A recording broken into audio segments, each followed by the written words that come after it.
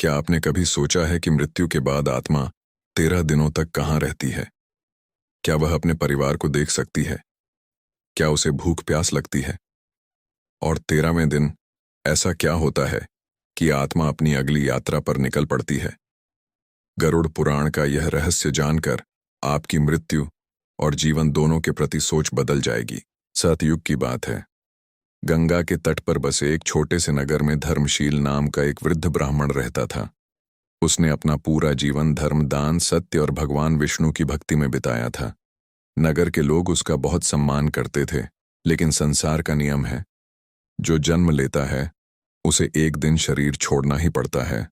एक दिन धर्मशील अपने घर के आंगन में बैठा भगवान का नाम जप रहा था। अचानक उसके शरीर में एक अजीब सी कमजोरी आने लगी। हाथ कांपने लगे, आंखों के सामने धुंध छाने लगी। परिवार वाले घबरा गए। पिताजी, क्या हुआ? धर्मशील ने धीमी आवाज में कहा, समय आ गया है।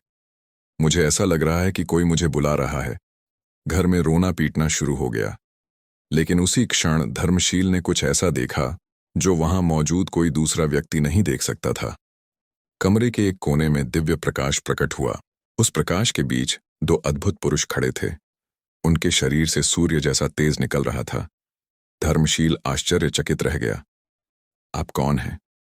उनमें से एक मुस्कुराया, भय मत करो, तुम्हारा समय पूर्ण हो चुका है। उसी क्षण धर्मशील ने महसूस किया कि उसकी सांसें धीमी होती जा रही हैं। और फिर एक ऐसा क्षण आया जब उसकी अंतिम सांस निकल गई। परिवार वाले फूट फूट कर रोने लगे। लेकिन तभी एक विचित्र घटना हुई। धर्मशील ने अपनी आंखें खोलीं। उसे लगा कि वह अभी भी जीवित है। वह उठकर खड़ा हो गया, लेकिन अगले ही पल उसका हृदय कांप उठा, क्योंकि उसने देखा कि उसका शरीर चारपाई पर पड़ा हुआ है। उसकी पत्नी रो रही है, बेटे उसके चरण पकड़कर विलाप कर रहे हैं, और वह स्वयं उनके सामने खड़ा है। यह कैसे संभव है? वह चिल्लाया, मैं यहां हूं, मैं जीवित हूं। लेकिन किसी ने उसकी आवाज नहीं सुनी। तभी उसे पहली बार समझ आया, वह शरीर छोड़ चुका है। उसकी आत्मा अब शरीर से अलग हो चुकी थी। गरुड़ जी का प्रश्न। गरुड़ जी ने भगवान विष्णु से पूछा, प्रभु, मृत्यु के तुरंत बाद आत्मा के साथ क्या होता है? भगवान विष्णु बोले, हे गरुड़, जब आत्मा शरीर त्यागती है तब उसे कुछ समय तक यह विश्वास ही नहीं होता कि उसकी मृत्यु हो चुकी है। वह अपने परिवार के बीच रहती है और बार बार उनसे संपर्क करने का प्रयास करती है। पहला दिन धर्मशील भयभीत था। वह अपने पुत्र के सामने गया, बेटा मैं यहां हूं। लेकिन पुत्र उसकी ओर देख भी नहीं रहा था। वह अपनी पत्नी के पास गया, मत रो, मैं यहीं हूं। लेकिन उसकी पत्नी केवल मृत शरीर को देखकर रो रही थी। धीरे धीरे धर्मशील को सत्य समझ आने लगा। उसका शरीर मर चुका था, अब वह केवल आत्मा था। उस क्षण उसे एक गहरा अकेलापन महसूस हुआ। जो परिवार जीवन भर अपना था, अब उसकी आवाज तक नहीं सुन पा रहा था। रात होने लगी। धर्मशील अपने ही घर के कोने में बैठ गया। उसे भूख लग रही थी, प्यास लग रही थी, लेकिन अब वह कुछ खा पी नहीं सकता था। उसने पहली बार समझा कि शरीर कितना बड़ा साधन था। दूसरा दिन, अगली सुबह अंतिम संस्कार की तैयारी शुरू हुई। धर्मशील की अर्थी सजाई गई। परिवार वाले उसे श्मशान ले जाने लगे। धर्मशील भी उनके पीछे पीछे चल पड़ा। श्मशान पहुंचकर उसने देखा, जिस शरीर को वह जीवन भर मैं समझता रहा, उसे लकड़ियों पर लिटा दिया गया। कुछ ही देर बाद अग्नि प्रज्वलित हुई। लपटें उठने लगीं। धीरे धीरे उसका शरीर अग्नि में जलने लगा। धर्मशील स्तब्ध रह गया। वह रोने लगा, यह मेरा शरीर है। लेकिन कोई उसकी बात सुन नहीं रहा था। तभी उसके पीछे एक गंभीर आवाज गूंजी, यही संसार का नियम है। धर्मशील ने मुड़कर देखा। दो दिव्य दूत खड़े थे। उनके चेहरे शांत थे। तुम कौन हो? उन्होंने कहा। हम तुम्हारी यात्रा के साक्षी हैं। तीसरा दिन, अब धर्मशील अपने घर लौट आया। वह देख रहा था कि उसके जाने के बाद भी संसार वैसे ही चल रहा है। लोग भोजन कर रहे हैं, बच्चे खेल रहे हैं, सूर्य उग रहा है, सूर्य अस्त हो रहा है। उसे आश्चर्य हुआ, जिसे वह अपने जीवन का केंद्र समझता था। संसार उसके बिना भी चल रहा था। उसके भीतर वैराग्य जागने लगा। उसे याद आने लगे अपने जीवन के कर्म। कहाँ उसने किसी की सहायता की थी, कहाँ किसी का दिल दुखाया था, कहाँ सत्य बोला था, कहाँ गलती की थी। अब सब कुछ चलचित्र की तरह उसके सामने आने लगा। चौथे दिन एक रहस्यमय घटना घटी। धर्मशील अपने घर में बैठा था। अचानक उसे लगा कि कोई अदृश्य शक्ति उसे घर से दूर खींच रही है। वह घबरा गया। क्या हो रहा है? तभी वही दिव्य दूत फिर प्रकट हुए। उन्होंने कहा, अब तुम्हारी यात्रा का अगला चरण प्रारंभ होने वाला है। धर्मशील ने पूछा, क्या मैं अपने परिवार के साथ नहीं रह सकता? दूत बोले, यह संसार किसी का स्थायी घर नहीं है। जिसे तुम अपना परिवार समझते हो, वह केवल इस जन्म का संबंध है। आत्मा अकेली आती है और अकेली ही जाती है। यह सुनकर धर्मशील मौन हो गया। उसके सामने जीवन का सबसे बड़ा सत्य प्रकट हो रहा था। भगवान विष्णु ने गरुड़ जी से कहा, हे गरुड़, मृत्यु के बाद पहले 4 दिन आत्मा अत्यंत मोह और भ्रम में रहती है। उसे विश्वास नहीं होता कि वह शरीर छोड़ चुकी है। वह अपने परिवार, धन, घर और संबंधों के प्रति आकर्षित रहती है। लेकिन धीरे धीरे उसे समझ आने लगता है कि इनमें से कुछ भी उसका नहीं था। जो वास्तव में उसका था, वे केवल उसके कर्म थे। धर्मशील अब मौन था। उसने पीछे मुड़कर अपने घर को देखा। वही घर जिसके लिए उसने जीवन भर परिश्रम किया था, वही लोग जिनके लिए उसने सब कुछ किया था। लेकिन अब वह जान चुका था, उसके साथ न घर जाएगा, न धन जाएगा, न कोई संबंध जाएगा। यदि कुछ साथ जाएगा तो केवल उसके कर्म। और तभी आकाश में एक विचित्र प्रकाश प्रकट हुआ। दिव्य दूतों ने उसकी ओर देखा और कहा, तैयार हो जाओ धर्मशील। अब 5वें दिन से तुम्हारी वास्तविक यात्रा आरंभ होगी। और यह सुनते ही धर्मशील का सूक्ष्म शरीर उस रहस्यमयी प्रकाश की ओर बढ़ने लगा। 5वां दिन, आत्मा की भूख और प्यास। गरुड़ पुराण के अनुसार मृत्यु के बाद प्रारंभिक दिनों में आत्मा को सूक्ष्म भूख और प्यास का अनुभव होता है। धर्मशील भी यही अनुभव कर रहा था। उसे ऐसा लग रहा था जैसे भीतर कोई रिक्तता है, एक ऐसी भूख जिसे वह समझ नहीं पा रहा था, एक ऐसी प्यास जिसे कोई जल नहीं बुझा सकता था। उसी समय उसके पुत्र ने ब्राह्मणों को भोजन कराया, पिंडदान किया, तर्पण किया और जल अर्पित किया। अचानक धर्मशील ने अनुभव किया कि उसकी पीड़ा कुछ कम हो गई। उसने आश्चर्य से पूछा, यह क्या हुआ? दिव्य दूत बोले, यही कारण है कि शास्त्रों में श्राद्ध और तर्पण का विधान बताया गया है।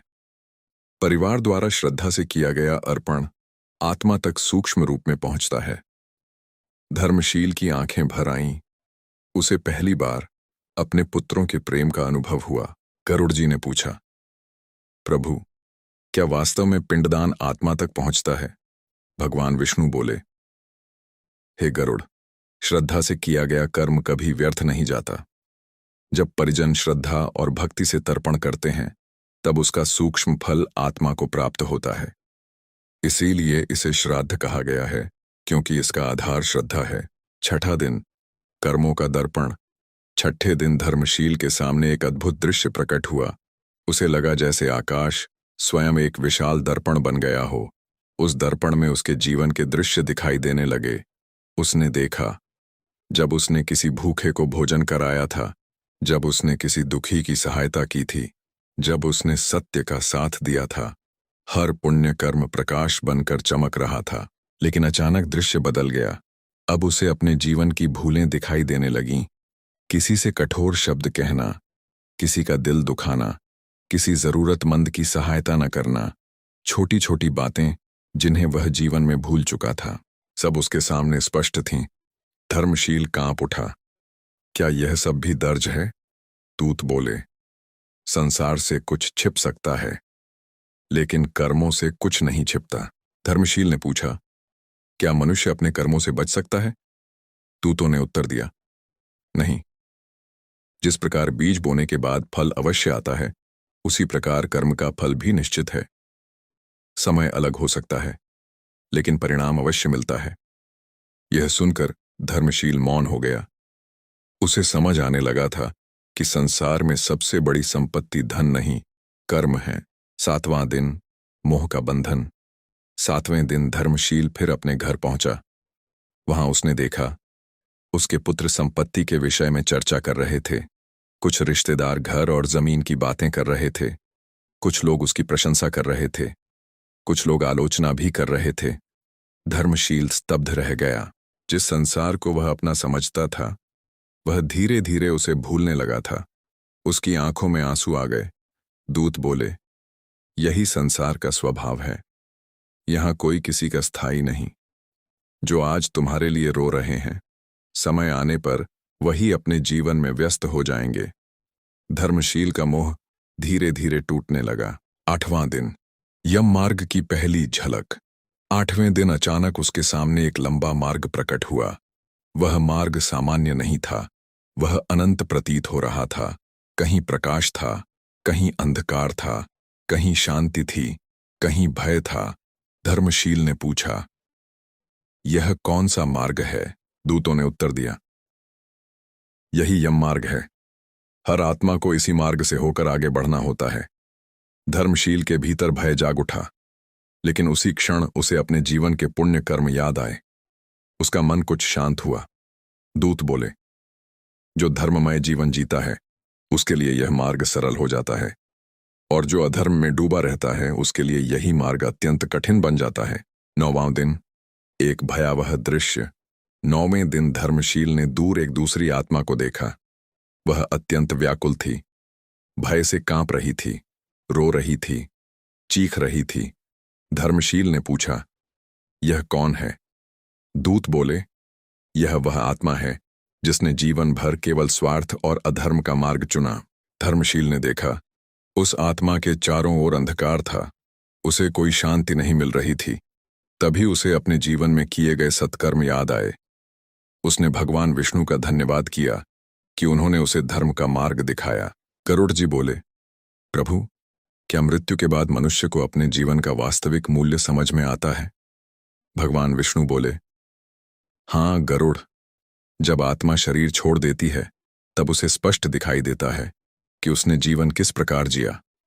उसे समझ आता है कि धन, पद और प्रतिष्ठा क्षणिक थे। वास्तव में केवल धर्म, भक्ति और सत्कर्म ही उसके साथ चलने वाले साथी थे। 9वें दिन की रात्रि थी। धर्मशील यम मार्ग की ओर देख रहा था। अचानक आकाश में एक प्रचंड प्रकाश प्रकट हुआ। धरती कांपने लगी। वातावरण गंभीर हो गया। दिव्य दूतों ने सम्मानपूर्वक अपने सिर झुका लिए। धर्मशील ने आश्चर्य से पूछा, क्या हुआ? दूतों ने गंभीर स्वर में कहा, समय निकट आ गया है। 10वां दिन, सूक्ष्म शरीर का निर्माण। कुछ दूर चलने के बाद धर्मशील ने अपने भीतर एक विचित्र परिवर्तन अनुभव किया। उसे लगा कि उसका सूक्ष्म शरीर पहले से अधिक स्थिर हो रहा है। अब वह पहले जैसा भ्रमित नहीं था। उसकी चेतना अधिक स्पष्ट हो चुकी थी। तभी उसने देखा कि उसके घर में 10वें दिन के कर्मकांड चल रहे हैं। ब्राह्मण मंत्रोच्चार कर रहे थे। पुत्र विधिपूर्वक पिंडदान कर रहा था। उसी क्षण धर्मशील को अपने भीतर शक्ति का अनुभव हुआ।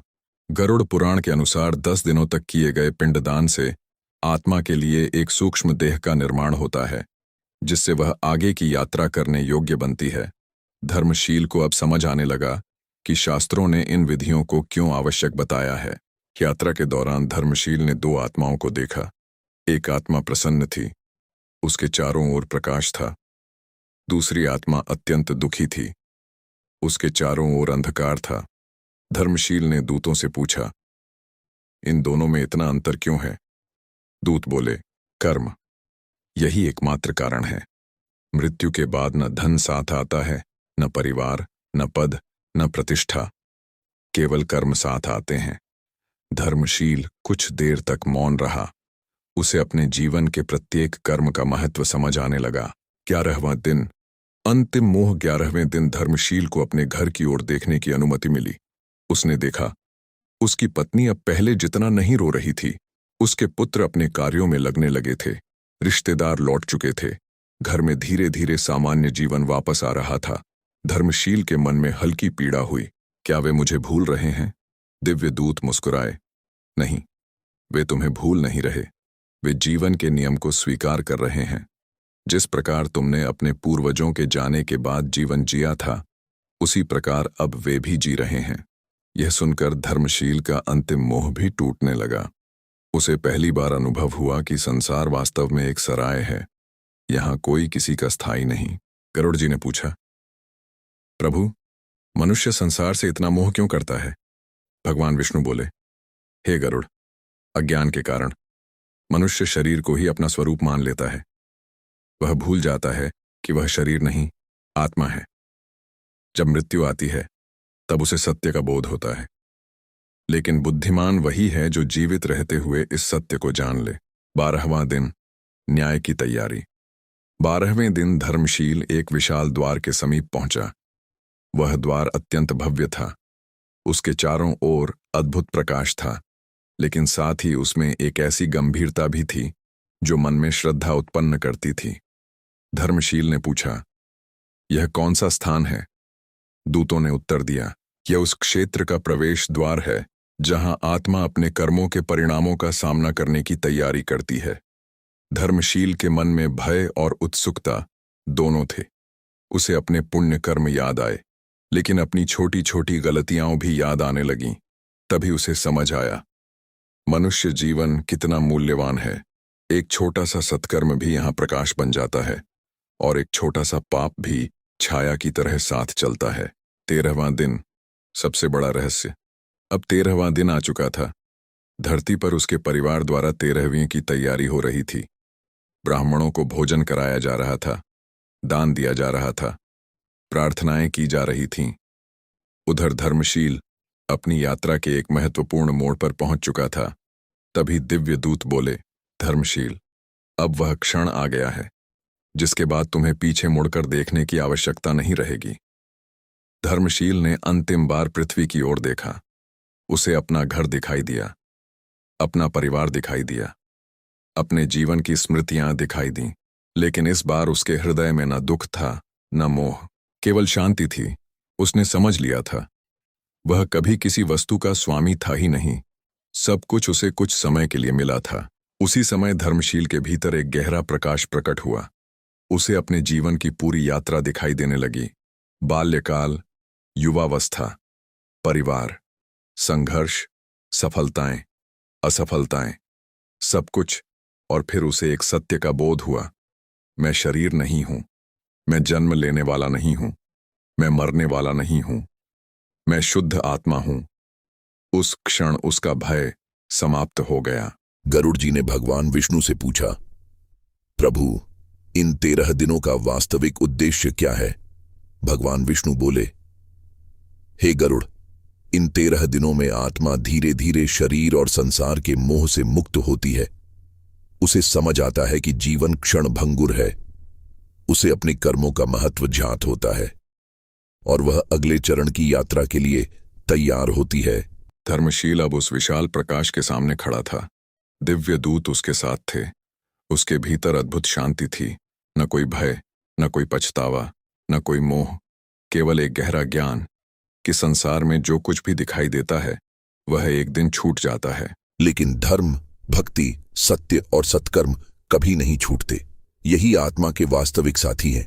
धीरे धीरे धर्मशील उस दिव्य प्रकाश में आगे बढ़ने लगा और कुछ ही क्षणों में वह दृष्टि से ओझल हो गया। लेकिन जाते जाते वह मानो समस्त मानव जाति के लिए एक संदेश छोड़ गया। मृत्यु अंत नहीं है, अंत केवल शरीर का होता है। आत्मा की यात्रा तो तब शुरू होती है जब संसार उसे समाप्त मान लेता है।